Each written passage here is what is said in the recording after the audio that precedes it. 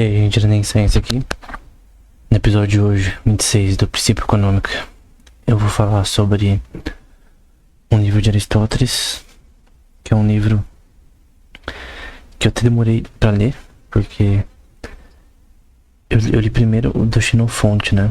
Ano passado, creio eu, ou 2 anos atrás, que também tem esse nome, O Econômica, sobre economia, né? Só que era economia do ponto de vista mais pessoal, né? Tem também o dele chamado Ways and Means, do Xenofonte também, que fala sobre economia, mas do ponto de vista mais de Atenas, de administração pública, alguns conceitos de como Atenas poderia ser uma cidade cada vez mais próxima, como como a agricultura dela, como a moeda dela, a prata, né, era mais fina, melhor. Porém, o Econômica de Aristóteles é um pouco diferente, né? Ele tem uma visão mais de explicar, primeiro, um panorama geral sobre o que é economia do ponto de vista geral da época, que Aristóteles divide em 4 partes, né? Mas depois, mais interessante ainda, ele fala uma coisa interessante, né? Que é a história de como não fazer economia. Então a didática de Aristóteles ao ensinar economia é totalmente diferente. Ele tenta explicar o que não fazer, o que você não deve fazer na administração de um estado. Então, pra mim é muito interessante, porque é uma perspectiva, né, muito diferente de como falar sobre economia, né, sobre o ponto errado, né, que é uma coisa que muitos da escola austríaca também fazem, né, além de falar o que é economia de fato, né, a ação humana, eles tentam dar uma explicação mais prática do que não se deve fazer com relação à economia como intervenção do Estado e coisa do tipo, né? Mas primeiro ele divide a economia em 4 partes, né? A real, do imperador, coisa do tipo, né? Do rex. Sátrapas. Economia política da cidade, né? Municipal, né? E a pessoal, que o Xenofonte foca mais, né? Na econômica dele. Aristóteles fala muito pouco sobre economia pessoal aqui, né? Mas basicamente ele vai dizer que somente a parte dos sátrapas é interessante, porque no livro de Daniel, na Bíblia, né, o próprio Daniel se torna um sátrapa. E não tem um só, são vários sátrapas que são governantes com um certo poder menor que o rei, mas que eles administram coisas com relação à administração pública, com relação à agricultura, com relação ao comércio ali da região que eles são convocados como sátrapas, né? Então são pessoas que são associadas a negócios, né? Administrar as propriedades do rei, do estado, né? Então os sátrapas meio que eles são uns meio que governantes, ao mesmo tempo homens de negócios com relação a isso, né? Que também é muito associado também à vida na questão da economia da cidade, né? Os municípios, hoje que a gente tem governador de São Paulo, prefeito, era mais ou menos assim a governança da cidade, né? Então, que era chamada de polis na época, né? E é interessante que Aristóteles ele fala da polis, né? Da cidade, como ser o primeiro é a família, né? Sendo formada, entre aspas, primeiro por uma casa, depois por uma esposa, né? Nessa ordem. É interessante que o Aristóteles toma essa ordem, né? Primeiro a casa, depois um cônjuge, né? Que era naturalmente entre homem e mulher, com o objetivo de ter filhos, né? Isso é algo interessante. Primeiro, tanto em Sócrates quanto no livro Política de Aristóteles fica claro. O livro Leis de Platão também, que tinha uma regra que quem não se casasse até os 35 anos tinha que pagar um imposto, uma multa, eu não sei se era anual ou mensal, por não ter feito isso ainda. Por quê? Porque eles tinham a visão da polis na Grécia, em Roma também, mas mais na Grécia, Atenas da vida, era de que o civil, né, a pessoa que era cidadão daquele estado, né, seja de Roma também, ele tinha um dever cívico. Uma coisa muito forte, Aristóteles. E o dever cívico era um dever também legal, em que era obrigatório que depois de ter 5 anos, se alguém não tivesse ainda se casado, que se casasse. Com o objetivo principal também de ter filhos. Então, o objetivo central era ter filhos para que a polis crescesse. Porque até o Aristóteles nesse livro vai dizer que ter filhos não é só também um benefício para o Estado, né? Porque obviamente de 2 pessoas se juntando se formam múltiplos de várias, né? Que é uma reação em cadeia, entre aspas, né? Porém, ele diz que é vantagem até para as pessoas também, na vida, na velhice, né? O Estado, na verdade, ele obrigava também os filhos, os descendentes, a cuidarem dos mais velhos na sua velhice, né? Eles mesmos aposentavam, cuidavam, né, dos mais velhos, pais, avós, enfim. E era uma lei estatal, né, com relação a isso. Pelo menos é o que cita no Lei de Platão, né, com Sócrates e tal. Eu não sei exatamente se na lei romana como era especificado isso, que tem que ver ali com Gaius nas suas institutas e outros documentos, né, relacionados à lei romana, como que era certinho. Mas uma coisa que fica clara na lei romana é que o casamento era de consentimento mútuo entre ambas as partes. Tinha o divórcio também, embora um dos cônjuges poderia optar por isso. Ambos os cônjuges, né? Mesmo em Roma. E ele vai dizer, né, que o casamento e a família nuclear seria a base do Estado, algo que ele fala também em Ética Nicômaco, né? E que assim como o ser humano não pode viver desassociado do Estado, né? Ele não pode também viver desassociado da família no contexto grego, né? Da época deles e também de Roma, né? E eu creio que é uma coisa que se perdeu, né? Naquela época tinha, assim, um senso cívico de dever, né? Obviamente nem todo mundo cumpre os defeitos, mas tinha um senso cívico de dever. Um dever que era benefício pra você também mesmo. Aí chega a parte que é interessante, né? E depois de falar sobre isso, dividir o que seria economia e tal, em reis, sátrapas, municípios e a economia pessoal, né? Que era, eu pensei, o povo é que nem o Xenofonte, né? Ele vai focar em economia pessoal da casa, né? Até o Xenofonte no livro Memorável, que fala sobre Sócrates, né? Fala sobre essa questão de... Eu esqueci o nome dele, de um cara ensinando a esposa a cuidar da sua casa, coisa do tipo. Economia pessoal da casa, né? E dela que surgem as outras, né? Se você não sabe gerar a economia da sua própria casa, como você vai gerar a economia de uma grande empresa, né? Mas uma coisa que... E também do Estado, né? Uma coisa que gera de um princípio básico para um geral. E também na Grécia era para você ter um cargo público administrativo, você era obrigado a, se não me engano, ter uma experiência, eu não lembro de quantos anos, mas de um número de anos como ter um negócio. Então se você não tivesse um negócio prévio, você não poderia ser administrador de Estado. Porque tinha essa consciência que a gente não tem hoje, de que o governador ele é alguém que manja de negócios. Então você quer, por exemplo, escolher um prefeito, votar por um prefeito, por um governador, por um presidente, é alguém que manja de negócios.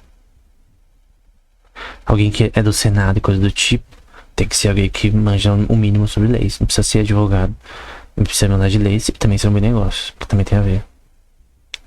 Que muitas das coisas que o Senado vota tem a ver com empresas, né? Então também tem a ver com negócios. Então você tem não só um conhecimento administrativo, mas um conhecimento básico sobre como a economia funciona. Senão você não consegue legislar. Então tem coisas, por exemplo, querendo pôr hoje em dia, né? Regular Uber, por exemplo. São pessoas que não manjam nada de economia. As que, entre aspas, manjam, né? Que estudaram um pouco, é pra esquerda, que é lixo. Então é uma ignorância que não pode haver nos políticos de um estado, né? Mas o ataque de Aristóteles é mais a questão da moralidade. Ele vai ter uma didática diferente. A didática de Aristóteles aqui, pelo que eu entendi, né, é o que não se deve fazer. Até porque se ele fosse alguém que concorda com os atos que ele citou, seria esquisito, né? Então, o primeiro que ele fala, que é relevante, é um discípulo de Platão, chamado Dionísio de Siracusa, né? Que Platão defende na sua 7ª carta. Que não deveriam ter assassinado ele, coisa do tipo. Mas no fim você vai ver como ele é. Então, basicamente, ele... Vou dizer alguma coisa que ele fez. Fatos, né? Ele fez o povo dele, né, religiosamente dar ouro. As mulheres do reino deveriam dar ouro pra ele. Porque ele disse lá, com a profetisa que tinha lá na época, nos tempos que naquela época tinha a religião romana e a religião grega, né? No caso a grega. Que religiosamente dar ouro das mulheres pra ele. Que ele disse, né, segundo ele, que entre aspas a deusa emprestou pra ele ouro. E no caso é assim, eles deram pra ele, ele disse que tinham pedido, as sacerdotisas tinham pedido e tal, deram pra ele. Aí depois ele disse que a sacerdotisa disse pra ele que a deusa disse que era pra dar pra ele ouro. Obviamente um estelionato, né? Então, ele literalmente fez estelionato, e obviamente muitas pessoas perceberam isso, né? Outra vez ele disse que uma cidade ia trair ele. E por isso ele precisava de grana. E as pessoas deram 2 staters, né? Tinha diversos tipos de dinheiro na moeda naquela época, né? Ali na Grécia e depois em Roma, era mais os obol. Depois, como se diz, os denários. Depois tinha os talentos, que era bastante dinheiro já.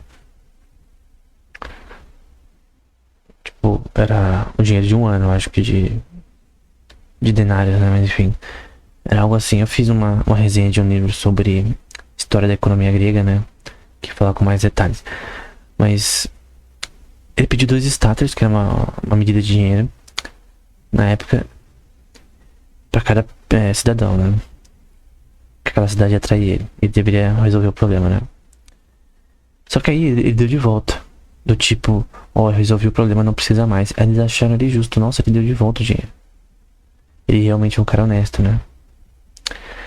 Aí os cidadãos, viram ele como um cara honesto, né? Aí, esse governante, que era, de novo, discípulo de Platão, recebeu de novo desses cidadãos que deram livre e espontânea vontade pra eles o dinheiro de volta. Só que dessa vez ele não devolveu. E ele usou pra construir barcos. Então, isso é uma coisa importante de Dionísio de Siracusa, porque ele não fez só isso, ele fez várias coisas erradas assim. Ele era um estelionatário, né? Ele enganava o povo pra conseguir dinheiro e recursos de forma ilegal. E no caso eliminaram ele. O próprio povo ele eliminou ele. E Platão defende ele na sua 7ª carta, né? Mas no livro Estadista fica claro que Platão discorda do que ele defende na 7ª carta e no livro República, do que é chamado de Rei Filósofo, né? Quando eu li a República pela primeira vez, eu não tinha lido o Estadista e é isso que eu li depois, né? São obras do Platão também.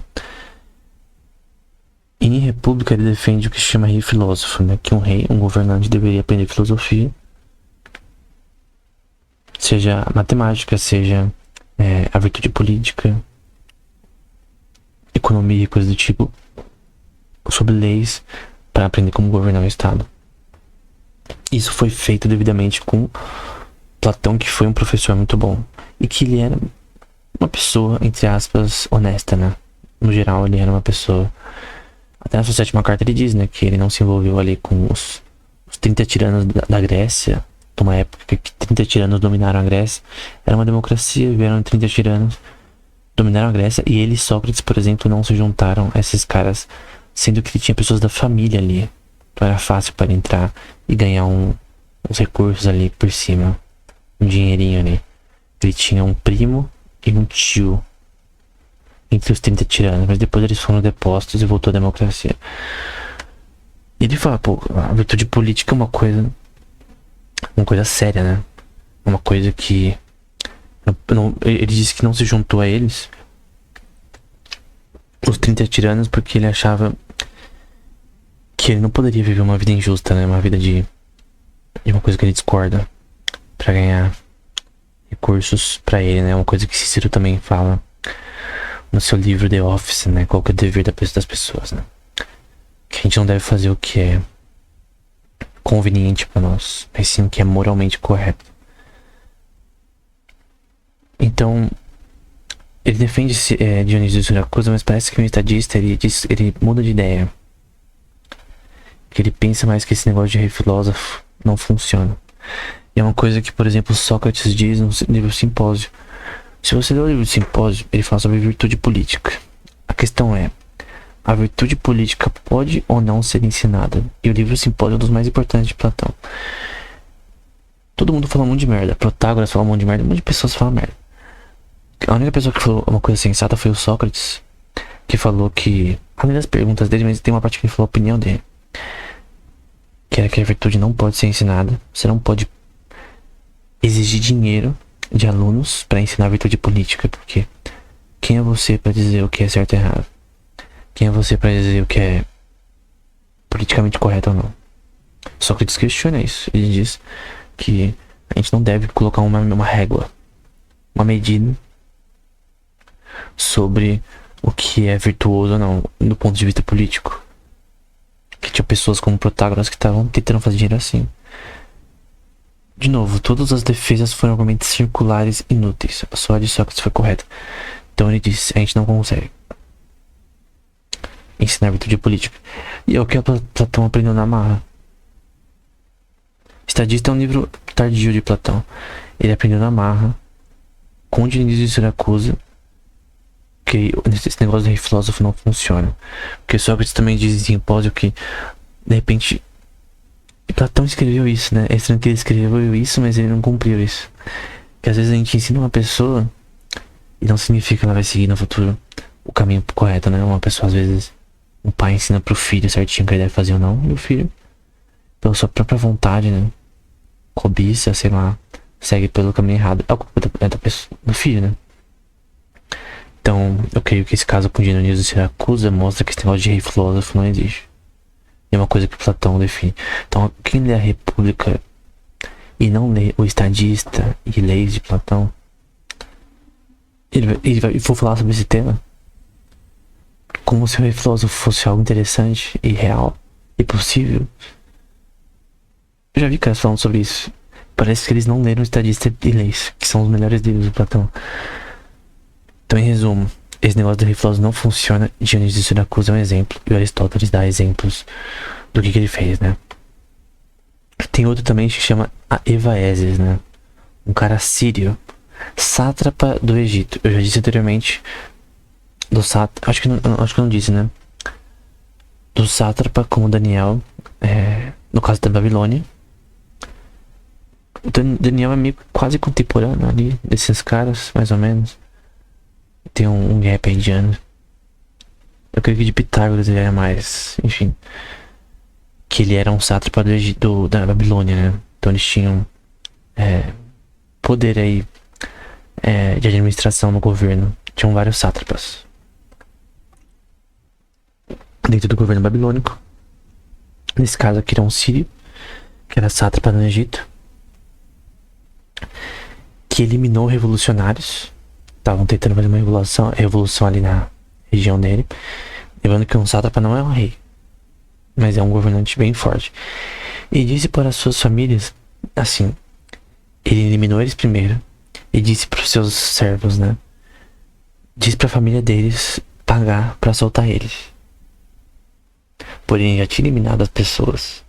Então ele recebeu a grana Tipo, os caras deram todo o dinheiro possível, né? Pra salvar as pessoas que eles queriam. Deram a grana e ele enfiou as pessoas, realmente. Só que sem vida. Então era um nível de estelionato um pouquinho pesado, né? Evaeses, o Sírio, né? Outro cara chamado Cotes, né? Esse daqui eu acho engraçado. Assim, é um nível engraçado.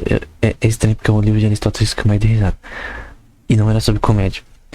Um cara chamado Cotes que queria um empréstimo. Dos peritianos, né? Um povo aí. Só que não deram pra ele. O que ele fez? Aí ele pediu um empréstimo de guerreiros. Então ele falou: ó, eu preciso de guerreiros, eu vou treinar eles e tal. E os peritianos falaram: pô, a gente vai basicamente treinar os nossos homens de graça pra batalhas e tal. Eles vão ter experiência e a gente não vai ter nenhum custo com isso. Então eles enviaram os guerreiros pra ele, emprestaram os guerreiros, capital humano, né? Militar. O que o Cotes fez? Ele prendeu geral, todos os guerreiros, e pediu grana de volta pra entregar eles. Então é um estelionato nível hard, porque ele enganou os peritianos pra ter um empréstimo forçado, né?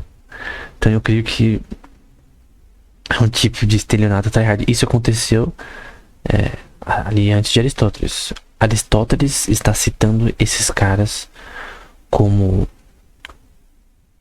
erros de forma de governar. Eu creio que todos os exemplos que Aristóteles dá é exemplos que ele acha incorreto, né? Até porque nenhuma pessoa em santa razão acharia alguém que faz isso normal, né? Enfim. Só que ele cita outros exemplos, né? Então, eu vou citar vários exemplos aqui. Ciplesos, um cara de Coríntio, né? Que é uma cidade citada na Bíblia, né? Tem duas cartas aos Coríntios de Paulo. Então, Cipselos, um homem de Corinto, né? Ele meio que fez um voto com os Zeus, né? Que é o deus dos deuses na época. Que se ele fizesse mestre da cidade, ele ia dedicar toda a sua propriedade às pessoas de Corinto. E ordenou que fosse feita uma lista das possessões das posses das pessoas de Corinto. Quando ele fez isso, ele pegou 10% de cada cidadão e disse pra eles pra transacionar isso. E cada ano ele fazia a mesma coisa. No resultado, que em 10 anos ele tinha consagrado tudo ao Deus, né? A Zeus, né? Caso o Deus falso deles na época, né? Só que aí, enquanto isso, os coríntios tinham adquirido outra propriedade. No caso, ele pegou todas as posses das pessoas, 10%, e consagrou a Zeus, né? Mas no fim, pegou pro Estado, né?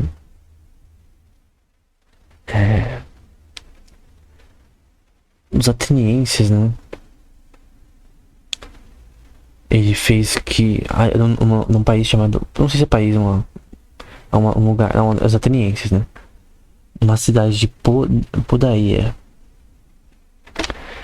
Eles precisavam de dinheiro pra ter na guerra, né? Ordenou todos que os cidadãos tivessem uma lista das suas propriedades e cada um coletivamente com suas propriedades desse esse dinheiro pra guerra, né?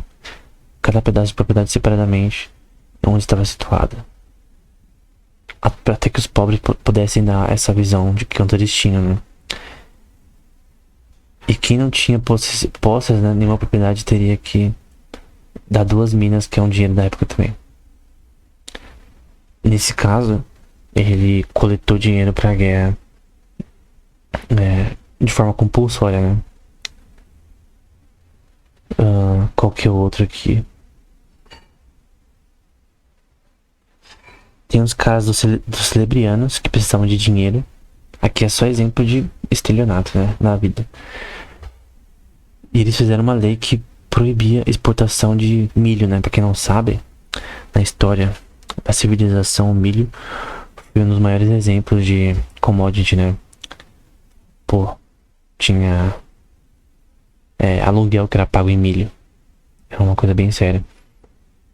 E eles proibiram a exportação de milho, que é bem terrível, de outro estado que estava sofrendo de fome. E aí eles tinham um suprimento da última seara de milho. E eles passaram um decreto que as pessoas privadas, né, deveriam dar o seu milho para o estado a um preço fixo. O que é injusto, né? Porque se você fixar um preço, não vai ser o preço de verdade, né? Pode ser um preço maior. Cada um fazendo a reserva do seu do milho por ano, né? E eles eram permitidos, cada um, de exportar depois o que eles pegavam por ano, fixando um preço. Aqui no caso, a fixação de preço. Uma coisa que é certa é que fixação de preços nunca funciona. Por que nunca funciona? Porque o preço das coisas, ele é orgânico, né? Ele é subjetivo. Então, o preço de itens numa feira, ele é dado por oferta e demanda. E pela quantidade da seara, né? Então, se teve uma seara que teve muito milho, o preço do milho vai abaixar. Porque não tem como se armazenar por muito tempo milho, né? Mesmo refrigerado hoje em dia, ainda mais na época. Então, se uma seara é muito ruim, se tem menos milho no mercado, o preço aumenta. Essa é a lei da escassez mais básica da economia. Quando você fixa o preço, você tira isso. Não é nem oferta e demanda, porque tem mercados que são inelásticos, né? Ou elásticos. O elástico é que muda o preço muda de acordo com oferta e demanda. O inelástico é que o preço não muda de acordo com oferta e demanda. Por exemplo, o arroz, as pessoas precisam de arroz, não importa o preço. Então mesmo se o preço estiver alto ou baixo, as pessoas vão ter que comprar arroz. Produtos básicos são os exemplos mais claros de mercado inelástico.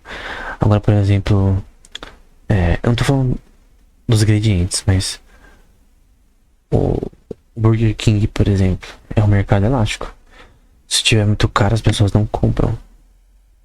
Elas vão em outra empresa, ou de repente tem compram mais lanche, que tá muito caro, né? Sei lá, se um lanche era R$20, vai ser 100, ela vai falar, não vai pagar. Porque ela não precisa, né? Quando você fixa os preços, você ferra tudo. Você destrói a economia de um país, né? Então é uma coisa errada do ponto de vista político, né? Vai falar que os Efésios, também está na Bíblia, tem uma carta aos Efésios, precisando de dinheiro, fizeram uma lei que as mulheres não deveriam usar ornamentos de ouro, mas que deveriam emprestar, né, ao Estado os que eles tá como lend, né, como se fosse um empréstimo que você paga depois. Emprestar ao Estado e fixar a quantidade que seria paga permitida no nome daqueles que apresentaram a soma na dedicação dos pilares do templo, né? Então basicamente eles proibiram que não poderiam usar ouro e fizeram que o ouro fosse dado por Estado, né? Em parte. Aí tem uns exemplos que eu já citei do Dionísio de Siracusa, que também tem a ver. O exemplo que eu falei também, na questão do que ele pediu dinheiro para cada cidadão romano e depois pegou pra ele.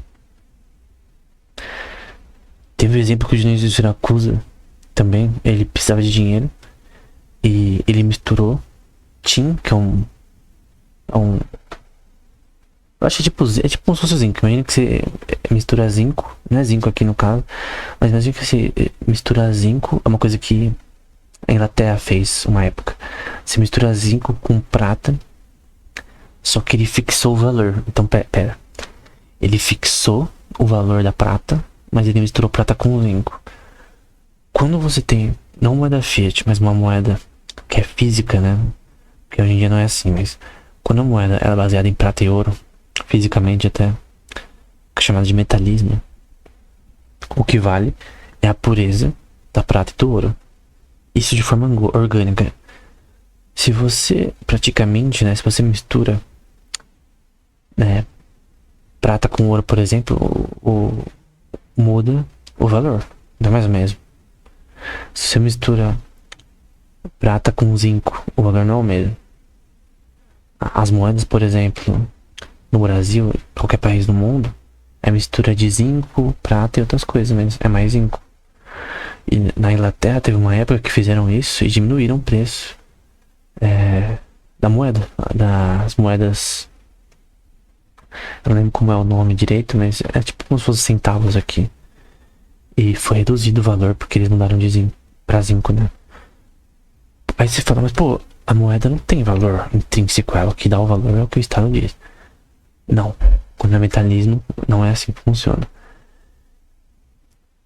E aí ele fez isso, né? Misturou prata com outra substância e fixou o valor, só que obviamente não funciona.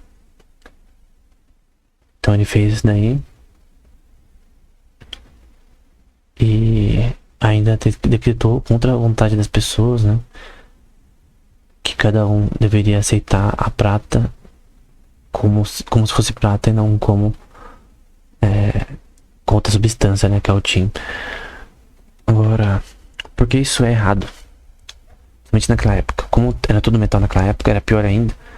E todas as transações que você fazia com outros países também, com outras nações ali próximas da Europa, perto de Atenas, da Grécia, né? Ou outros lugares. Basicamente, você não tinha como fazer transação. Você ia comprar uma propriedade, talvez touros, talvez cabras, gado e tudo, carroças. Só que o valor que você comprava na cidade não era o mesmo que você comprava em outro país. Então você tinha basicamente um roubo de dinheiro das pessoas, porque como o preço era fixado, você tinha uma discrepância do seu valor no mercado local, onde Dionísio de Siracusa era o governante, e com outros países. Então, uma coisa muito séria. Em outra ocasião, precisando de dinheiro, né? O Aristóteles cita isso com frequência, né? Precisando de dinheiro. Então esse é o início das questões. Ele disse aos cidadãos para dar a ele contribuições que eles declararam que não tinham que dar nada.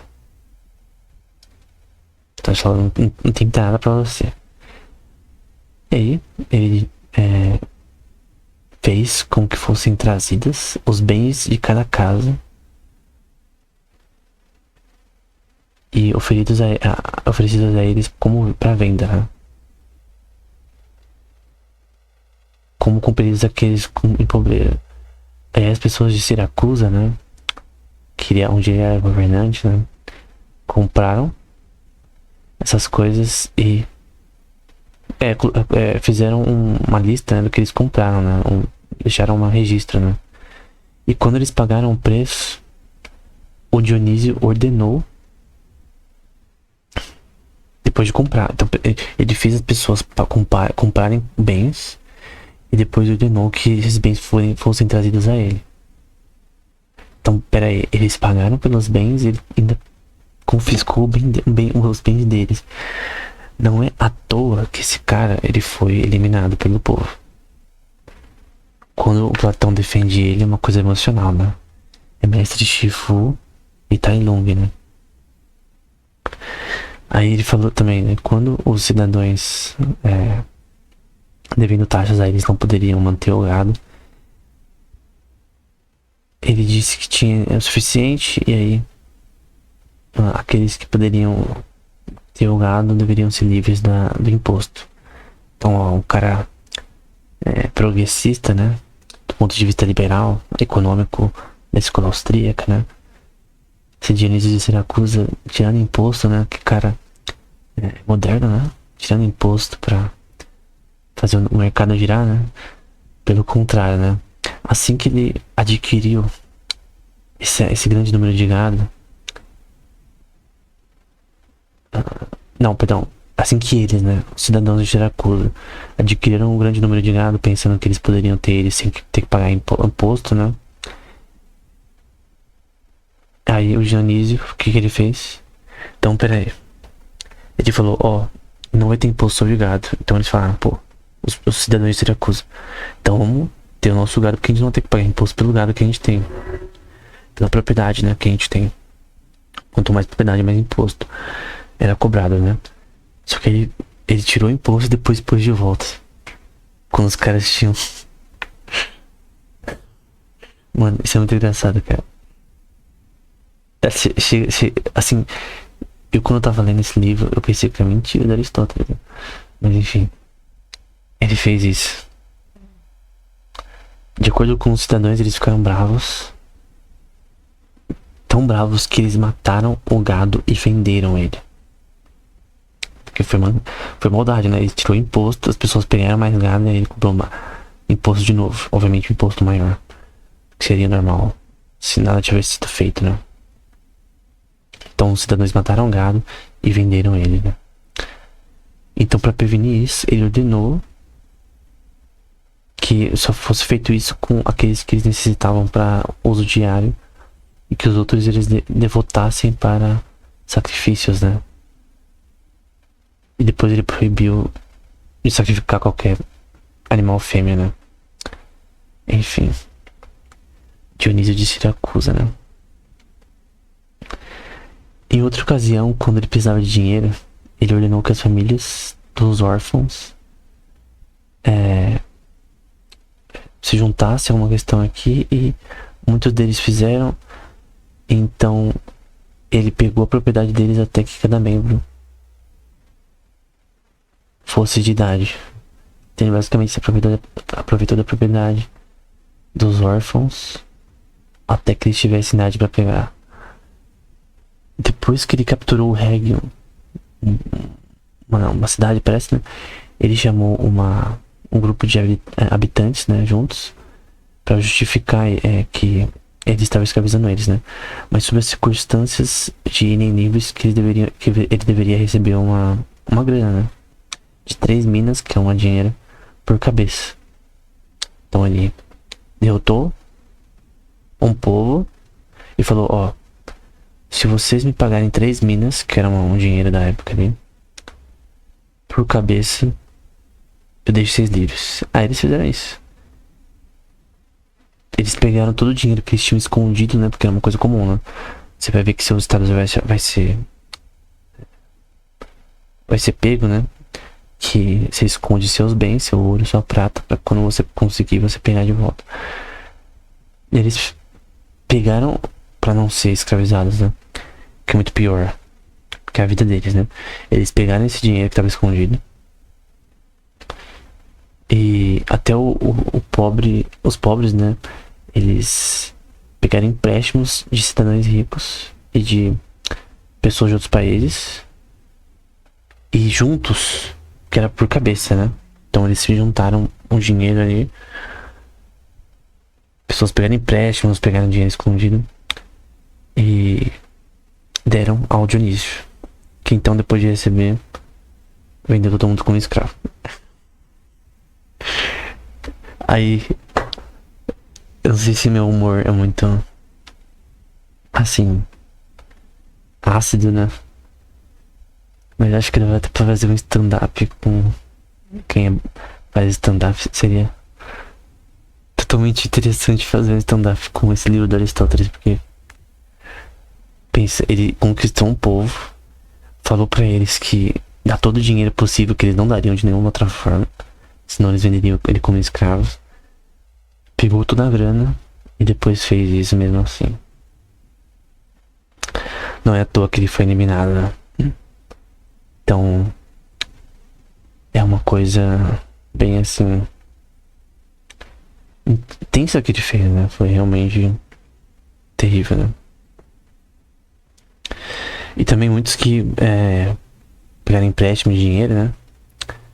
De cidadãos com a promessa de pagar, né?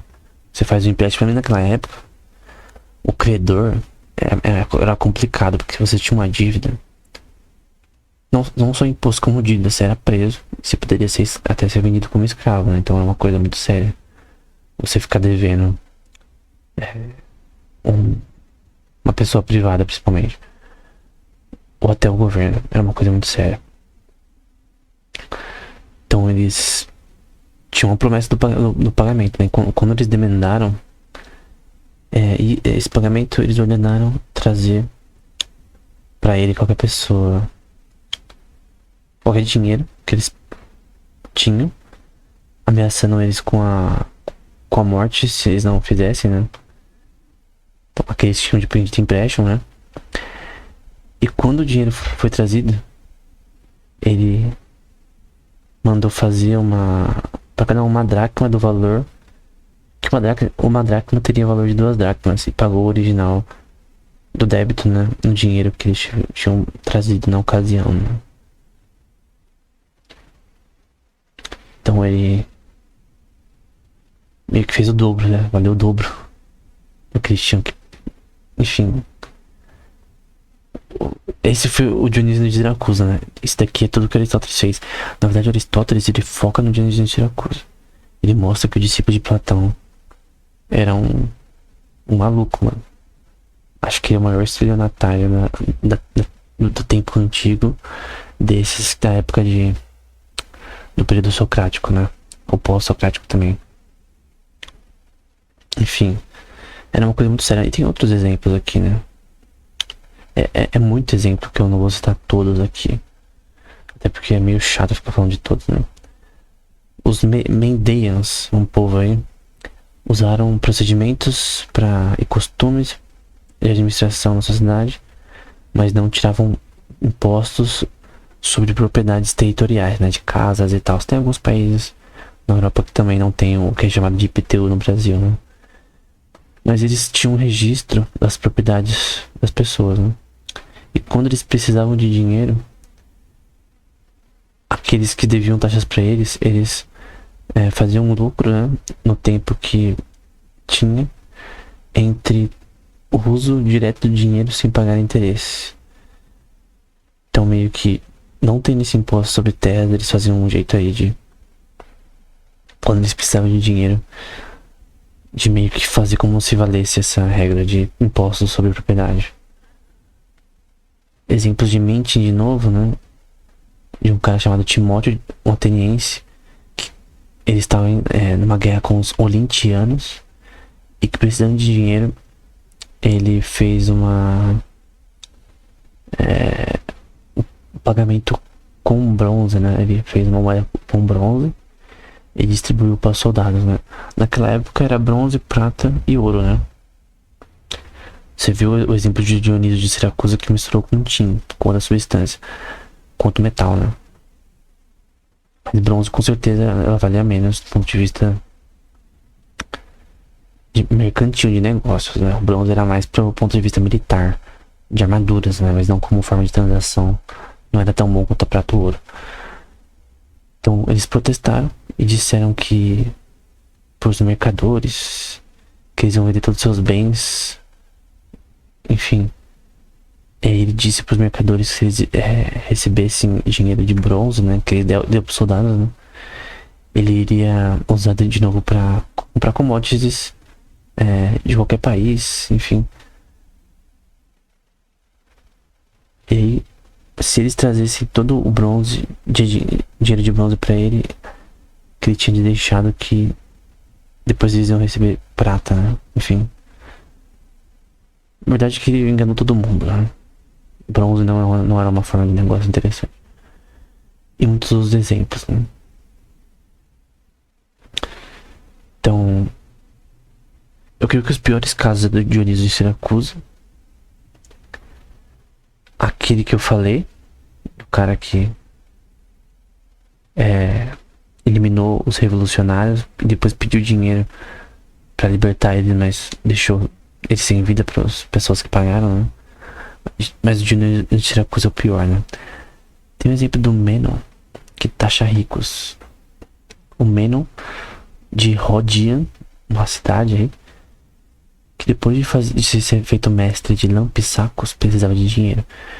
Então ele fez um grande tributo sobre cidadãos ricos, falando que ele ia coletar o resto de outros cidadãos. Mas depois que eles tinham contribuído, ele ordenou eles a emprestar dinheiro nessa soma por um período fixo, que ele ia pagar no futuro, né? Então ele meio que obrigou eles a emprestar dinheiro pra ele. Porque ele precisava de dinheiro, né? Então era uma coisa muito séria. Mas esse do Evaedes também que eu citei, né? Também é tenso. Enfim. Impostos altos, né? O Cleomenes, de novo, eu tô citando tudo Aristóteles. Um alexandrino, que era sátrapa do Egito, né? Também. Quando ele tava numa fome severa, que afetou muito, né? Ele proibiu a exportação de milho, de vender milho para outros países, né? E quando os governos provinciais declararam que eles não poderiam pagar tributo por causa desse milho, que não poderia ser exportado, né? Ele cancelou a proibição, mas pôs uma taxa enorme no milho. Então ele queria dinheiro de todo jeito. Ou era proibindo a exportação, que é uma coisa terrível, que é uma coisa que o governo brasileiro e outros governos falam erroneamente, né? Você colocar limites de exportação, que sofre a economia do próprio país. Mas que ele vai falar que o Aristóteles, né? Que o resultado foi que quando ele não foi bem sucedido em ter um grande coletar impostos altos, né? Ao custo da pequena exportação, né? Então proibir a exportação não funcionou. Aí Aristóteles vai falar que ao menos os governos provinciais perderam a sua escusa. Então, de pagar grandes taxas, né? Então ele queria imposto de todo jeito. Seja proibindo a exportação ou na marra mesmo. Porque ele tinha poder pra isso, né? Tinha, acho que também dele, né? Do Cleomenes, né? Quando ele tava saindo de distrito, né? De barco, que tinha um crocodilo, que era uma deidade no Egito, né? Ele summonou sacerdotes e disse a eles que tinha sido injuriado sem provocação. Ele teria dito que ia fazer vingança nos crocodilos, né? Ia fazer ordens, porque ele era um sátrapa, né? Ele tinha poder pra isso no Egito. E ele era alexandrino, né? Ele tinha ali origem helênica, né? Alexandria era no Egito também, mas enfim. Ele basicamente falou assim, ó: os crocodilos aqui estavam me enchendo o saco quando eu tava no Nilo aqui. Se vocês não me der dinheiro, eu vou caçar todos os crocodilos. E aí os sacerdotes deram pra ele, pra que os deuses do Egito não fossem afrontados, né? Aí o cara coletou todo o ouro deles, apresentou a eles e com o resultado eles desistiram, né? Enfim. Basicamente o cara conseguiu dinheiro de graça em ouro, né? Quando o milho tinha sido vendido na cidade por 10 dracmas, 10 dracmas, que dracma era o dinheiro de um trabalho diário, de um dia. Alguns trabalhos era mais de uma dracma, alguns era obós, né, que é menos de uma dracma, ou minas. Mas enfim, a 10 dracmas no milho, né? Uma quantidade exata de milho que deveria ser summonado os mercadores do preço que seria feito para isso. E aí eles fizeram um preço menor. Então ele obrigatoriamente colocou um preço menor, que de 10 dracmas pra milho é bastante coisa, né? 10 dias de trabalho. Se a gente colocar aqui no Brasil, 10 dias de trabalho é 25 reais. Não, 30 reais por dia. Seria como 300 reais. Se a gente colocar como 50 reais por dia, seria 500 reais. Mas eu creio que 25 é decente. Então eu creio que 250 reais aí seria o preço do milho, de ponto de vista bem assim, análogo, né? Obviamente tem várias coisas que não tem a ver com a economia nossa atual. Mas pense em 250 reais, 300, alguma coisa assim, né? E eles colocaram um preço menor para vender para os mercadores. Entretanto, ele ordenou eles para dar o milho deles ao mesmo preço que ele estava vendendo para todo mundo. E fixando o preço do milho a 32 dracmas ele vendeu para si mesmo. Então, ele meio que achou um jeito de vender milho para si mesmo de uma forma que ele conseguiria lucro, né? Então, é uma coisa assim bem complexa, né? O propósito do livro de Aristóteles era, pelo menos é o que parece, era mostrar como não sou um bom governante. Que no seu livro Política fica mais claro que um governante, ele tem que, é o que Aristóteles diz, no Ética Nicômaco também, ele tem que buscar benefício do povo. Seja no governo dos reis, dos sátrapas, dos municípios, ou até da economia pessoal da família, né? O objetivo do governante que administra um setor público é beneficiar o povo. O foco dele é o povo, o que o povo precisa, quais negócios que o povo está sendo injuriado legalmente, enfim, esse é o objetivo. Só que o Aristóteles, ele diz casos de vários governantes, sejam governadores, sátrapas, ou seja o que for, que não estavam agindo conforme o bom senso, né? Como Dionísio de Siracusa, por exemplo, que não estavam agindo em benefício do povo. O Dionísio de Siracusa, eu creio que o povo odiava ele. Por mais que Platão defendeu ele na sua 7ª carta, eu acho que ele não estava inteirado sobre as merdas que o Dionísio tinha feito. Então, ele é um exemplo de alguém que foi ensinado por um dos maiores filósofos da história e que ele fazia o que ele queria, ele virou um tirano. Então, isso que o livro Estadista fica claro de Platão, tá na descrição também. Um governador, mesmo ensinado por alguém justo, nas palavras de Platão, um filósofo decente. A gente deve concordar que o Platão era um filósofo decente e geralmente honesto, pelo menos alguém que buscava isso, né? Não existe pessoa boa, mas ele buscava a honestidade. Que ele, um dos melhores filósofos da história, ele ensinando uma pessoa desde o começo a ser um bom governador, ele não foi bem sucedido. Agora, o Aristóteles também cita Alexandre o Grande também, que ele também fez algumas questões que eu não tenho aqui gravado, eu não coloquei anotações, mas que ele fez coisas aí também para lucrar. E no caso, Alexandre foi um cara que foi ensinado por Aristóteles, né? Então, o Aristóteles ensinou Alexandre, que foi um grande conquistador, né? Não sei pessoalmente da vida do Alexandre se ele é um cara virtuoso ou não. Tenho que estudar mais isso. Mas eu creio que pelo menos Aristóteles foi mais bem sucedido no seu discípulo governante, pelo menos em questão até de extensão, né? Alexandre Grande foi um grande estadista, né? Morreu cedo, mas ele fez bastante coisa. Quem ensinou ele foi Aristóteles, né? Tem um exemplo também na Bíblia do Josias, né? Que foi ensinado. Eu não lembro quem ensinou Josias, mas ele teve ali alguém que guiou ele no início da sua infância, né? Com 8 anos, quando ele assumiu o reinado, embora era novo demais para governar.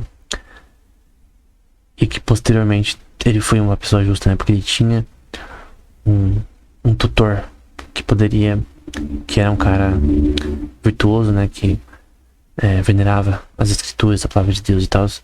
A época ali que o Josias foi um rei de Israel, né? O melhor rei de Israel, na minha opinião. Melhor que Davi do ponto de vista prático.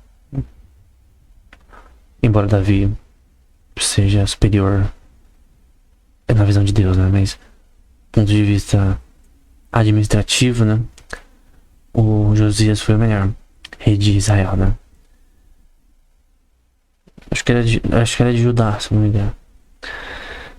Que Israel tava dividido em 2 reinos ali, norte e sul. Mas a questão é que É sempre importante ter um tutor, sim. Tem reis que vão dar certo com tutores. Porém, no nosso país, por exemplo, tem universidades que elas têm uma visão da política que não que é partidária, né? E que não dá alusão aos fatos, infelizmente.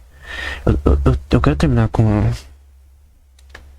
uma palestra que eu vi de 3 membros da Suprema Corte Americana nos Estados Unidos, que eles falaram sobre essa questão de como a Universidade de Yale, por exemplo, é uma universidade que ela não ensina a ter um partido.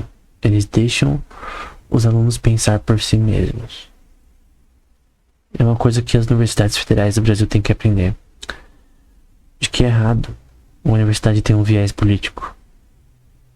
Principalmente nas aulas de história de humanas.